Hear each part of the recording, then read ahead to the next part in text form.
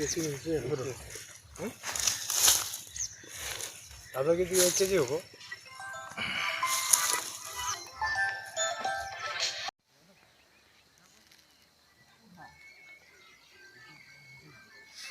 মই আলু খেতিৰ কাৰণে প্ৰথমত এই পোখৰাজ কুফ্ৰি C1 ভেৰাইটি লগাইছিলোঁ।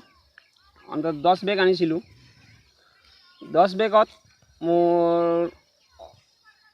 এই সময়ত কঠীয়াৰ বেজটো 2500 মান বেগ আছিলে, 2500 2400 এই দামত আনিছিলোঁ।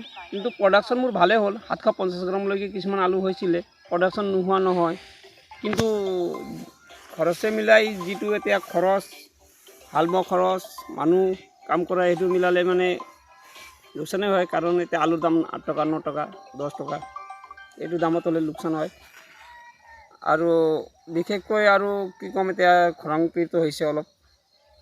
আন মটৰ মাহ বা লাও চাও এইবিলাকতো অলপ বৰষুণৰ পৰিমাণ কম হোৱাৰ কাৰণে ইমান ভাল হেৰি হোৱা নাই।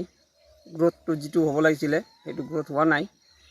অৱশ্যে বৰষুণটো ওপৰতে নিৰ্ভৰ।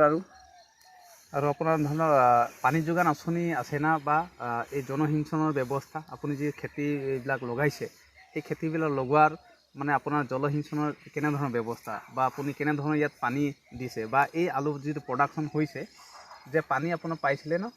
নাই, মই বিশেষকৈ নিজাববীয়াকৈ দমকল এটা বহাইছোঁ। বৰিং নিজৰ মেচিনৰ পৰাই পানীটো দিওঁ।